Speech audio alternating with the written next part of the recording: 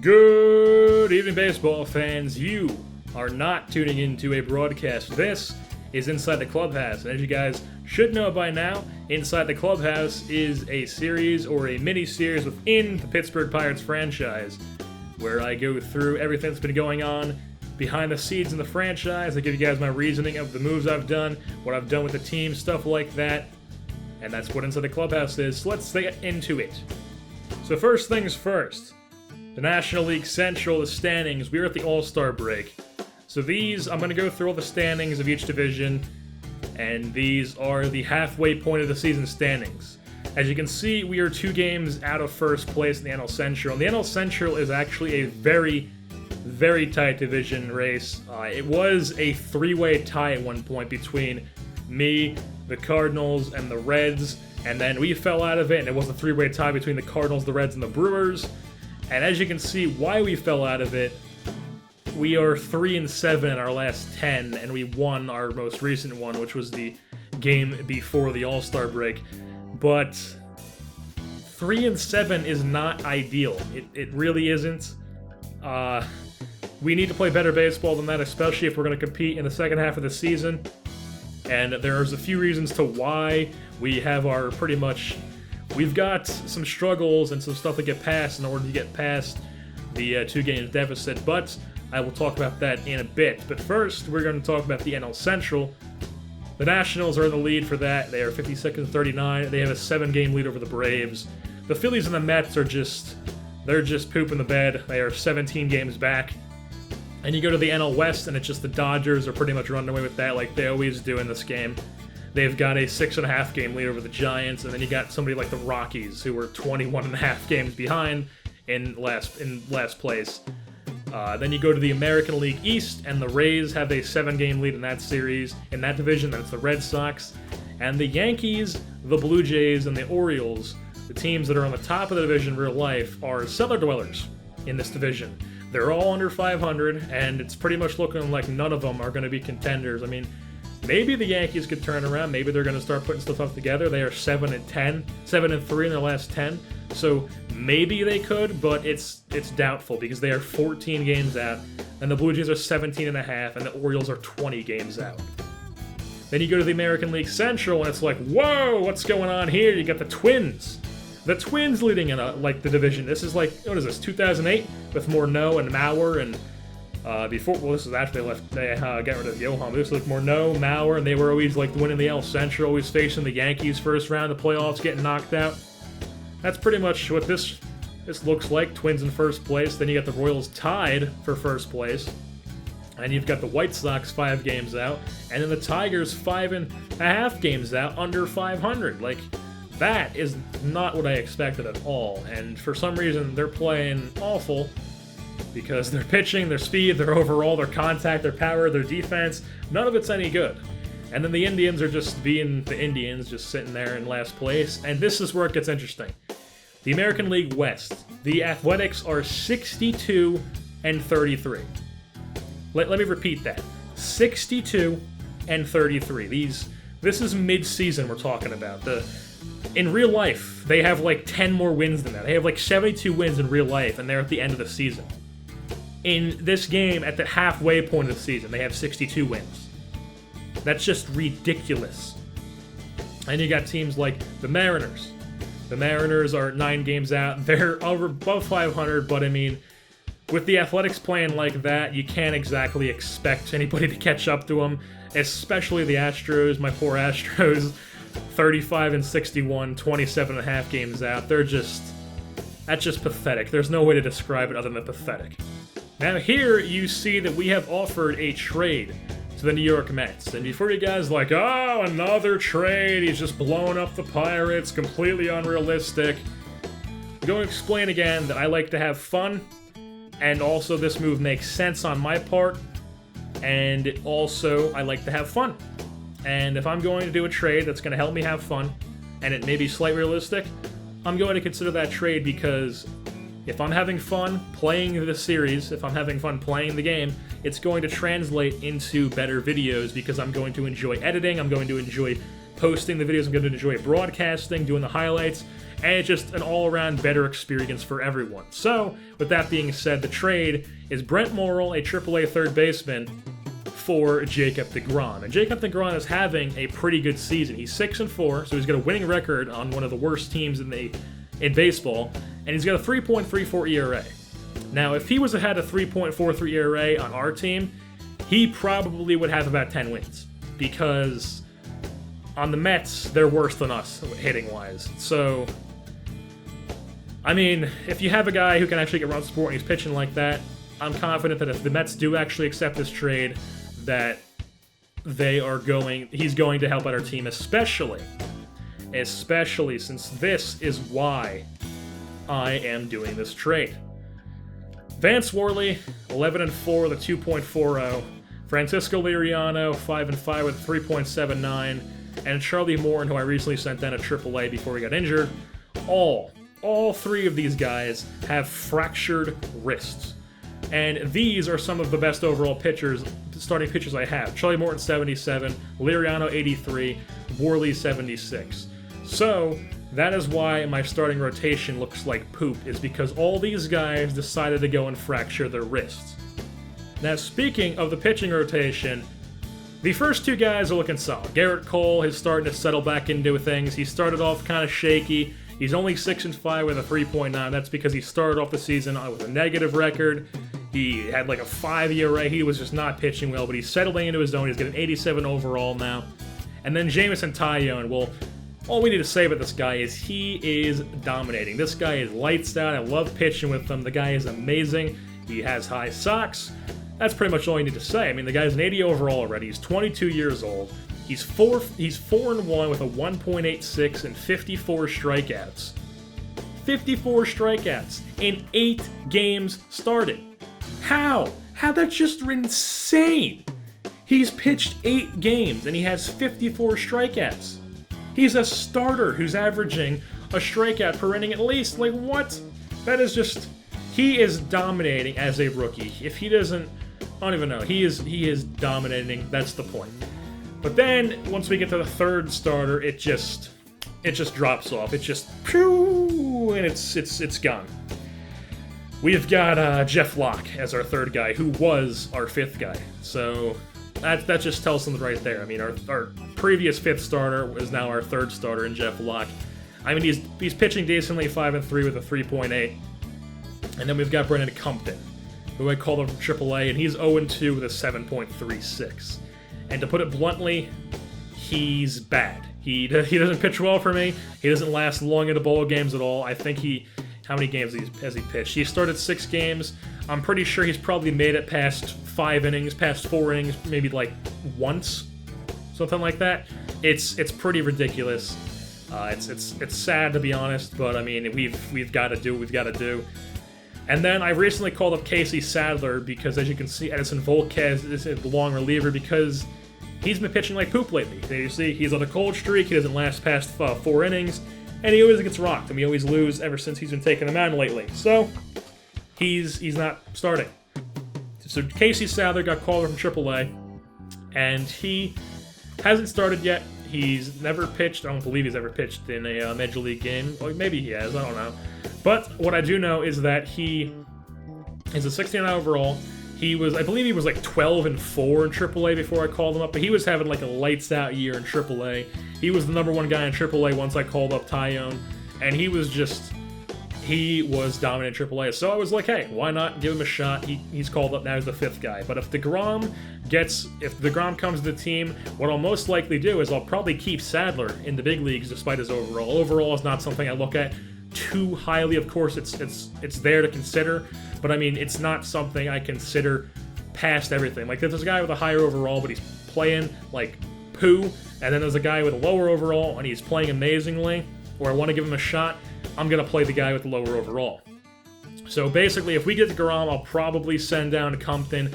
Maybe if you guys think that I should keep Compton, you guys can comment that. Let me know. Do you think I should keep Compton, or you think I should keep Sadler if we get DeGrom? Who do you think should go down to AAA? Because these are the only 2 guys with options left in the rotation. Volquez, you would think would be the most obvious choice considering he's in the bullpen right now, but he doesn't have any major league options. So we'd have to go through waivers, and I don't want to do that. And then another thing about this pitching staff is Octavio Dotel. Do you guys remember? I signed him at the very start of the season, and he had an 80 overall. Now, I knew he was going to go down because he's 40 years old, and somehow he has 80 overall. Now he's a 72. So I'm fully expecting, we are currently in July, I'm fully expecting by mid-August for him to be just pure awful. Just completely awful for me, and I'll probably designate him for assignment. So that will be what comes down to it with Octavio Dotel. Once he gets down to the 60s, it's just bye-bye Dotel, and hello, some minor league guy who can fill the spot. Now, for the lineup. And the first thing you guys probably noticed with this lineup by looking at the starters and the guys on the bench is, where is, hey, it's a Marte Parte. Well, there hasn't been many Marte Partes lately, because he was playing like poo for me. He is not doing well. He just wasn't. There was no point in playing him, because when he does play, he would just ground out, he would strike out, he'd never get on base, and somehow he managed to have like 22 stolen bases, because literally if he got on base, he'd steal a base, maybe steal third.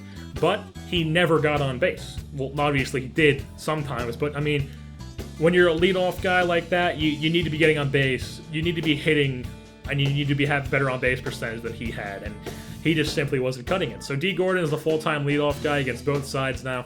And we've got Gregory Polanco in the 2-hole against righties, McCutchen, Alvarez, Morales, Kubel, Walker, and then this is where it gets interesting as well. Omir Santos, I'm giving a shot to be the starting catcher. He hasn't played a game. I haven't seen any games since he took the starting catcher role, because I just did this at the All-Star break. And why is a 67 overall catcher going to be starting over an 83 overall catcher? I'll tell you why. That's why. 185 average, 6 home runs, and 17 RBIs at the All-Star break. That is pitiful. That is absolutely pitiful, especially since he was hitting in like the 5th or 6th spot for the majority of the season. And that's pretty sad. I mean, he's got decent hitting stats, but he's just not performing. He just simply is not performing. And there's a point where, even though he's got amazing defensive stats, I mean, if you're not going to get on base and you're not going to hit and you're expected to hit and you're expected to get on base, your defense is not going to hold you up to be a starter. Because I am giving Omir Santos the shot now, because when I play with him, he at least does situationally. He does the small things that big flashy players don't do. So Omir Santos is getting the starting job. Then we go to lefties, and it's D. Gordon, Polanco, McCutchen, Alvarez, Morales. Nothing really changes until we get the Gutierrez, who's playing right field, instead of Polanco's in left, and then Kubel's in Polanco's in right, and Kubel's in left against righties. And then against lefties, Polanco's in left, and Gutierrez is in right. And then we've got Josh Harrison at second instead of New Walker, because he's got better hitting stats against lefties. Omir Santos is the catcher once again. Now, one thing you guys probably noticed about the Major League roster is that Mel Rojas is on it, and he's a 62 overall. He does not have the greatest of stats. He's only got a 51 contact versus righties, a 40 versus lefties. He's got decent durability, not really good vision, discipline, clutch. He's okay in the field, decent speed. He's a switch-hitting outfielder. He's 24 years old, see potential. But the thing about him is, you see that little circle that has the fire in it? That means that man is hitting beautifully. He is on fire. He was destroying AAA hitting, and I've been considering calling this guy up ever since he's been destroying hitting, because he was destroying AA. He was hitting like 350 in AA, and I was like, Jesus, just call him up already. So I called him up, and he was destroying AAA hitting. In his last 10, he was hitting 378. Overall in AAA, he was hitting 336. The guy was literally destroying AAA and AA hitting. So I was like, if he can destroy that hitting, why not? Call him up to the big leagues, give him a shot as platoon guy, while Marte is down in the minors working on his confidence, because that's what I'm doing with Marte. I mean, if a guy is not confident going up the plate, he's not going to be as successful or as good as he should be. Because if he is not feeling like he can hit the ball, he's not going to hit the ball. You got to go up there every single time thinking you're going to get a base hit. Because if you don't, and you have it in your mind that maybe you're going to strike out, you're going to strike out. You got to go up there thinking every time that you are going to hit the ball, you are going to put it in play, you are going to get on base. Because if you don't, like I said, you're not going to do it. And basically, he's going to go down to AAA. I'm hoping he's going to dominate AAA pitching, just completely destroy it, and then get his confidence up to the point where he feels like he can hit, and then call him back up. And then send Rojas back down to AAA, unless Rojas, for some reason, just destroys MLB pitching and I can't send him down. But I highly doubt that. But, hopefully, I just sound like the biggest hypocrite considering I just said you need to feel like you can, and then I just said Rojas. But anyways, if Rojas does destroy AAA pitching, the point is that Marte, once he starts destroying AAA pitching, he's going to come back up. That's the plan with Marte. That was the plan with Jordy Mercer as well. He's in AAA. You guys probably noticed that he wasn't in the majors because he was just hitting like poo for me too. So I sent him down, and well, I'd say 346 in 19 games and 78 at bats is pretty darn good with a 400 OBP. So he's eventually going to come back up. Maybe send down Plouffe because he's not hitting the greatest. That was the plan with Eduardo Nunez too. He's hitting 316. He's kind of just there. Maybe I'll end up calling him back up. Maybe I won't. But he's kind of just there. Maybe really the two guys I'm considering. I'm most likely going to send down Trevor Plouffe and then call up Jordy Mercer or Eduardo Nunez. Let me in the comments what you guys think I should do. You think I should call up Eduardo Nunez, or do you think I should call up Jordy Mercer? Just let me know in the comments. And if much people say Jordy Mercer, I'll call up him, and it'll be Mercer, mercy me. Or I'll call up Eduardo Nunez, and it can be stealing bags. So just let me know what you guys think. Now for some minor league updates, because I know some people like seeing this. I sure do like seeing this. If I watch somebody else, like sometimes Arios does it inside the Clubhouse videos, and I like when he goes into the minors and he goes, oh, this guy's hitting well, this guy's doing well. It's just something that interests me because prospects are my thing. I love prospects. I just love it. So I'm going to go over some guys who I think are having good seasons, some guys who I could potentially call up, and start things off with guys I could potentially call up. Since Russell Martin's playing like poo, I'll give you a little rundown of who I could call up. This guy, this guy, this guy. Well, he's already in the big leagues. This guy, this guy, this guy, or this guy. Literally, I would be glad. If any of these guys prove to me that they could maybe hit Major League hitting, I would call them up. I would call any of these guys up. Even the other 54 overall. I would call any of them up. Because these guys, they could all perform better than Russell Martin is right now. Because he is performing like he is like a 60, not even like a 55 overall. Like he is not doing well at all. So any of these catchers could see Major League playing time this season. Any of them. Ogle's already seen some. I believe Sanchez has seen some. Stewart has seen some. Santos, is the starter now. That's pretty much it for catchers. Then you go to first base, and we've got guys like Andrew Lambo, who's a 25-year-old B potential. He can play the corner outfield. He can play first. He's got some decent fielding. He's got decent hitting. And if I feel like I need some bat, if I need a bat in the lineup, if I feel like I need a corner outfielder, Andrew Lambo, you're coming to the bigs. This guy is a guy I like, and I'm expecting to play a decent part in the Pirates franchise in the future. Stetson Alley. Even though he's only a C potential with 61 overall, he can play first and third. The guy has a decent arm, but he's got bat in the field. He can hit some bombs. With that power, and it's just going to get better as he plays in the minors, I'm confident that power is going to help this team a lot. Now, he's going to strike out a lot. He's not going to hit for average. But if that power kept in my lineup and just hits bombs, it's going to put fans in the seats. It's going to make the baseball games exciting. And it's going to make it exciting for me to play it.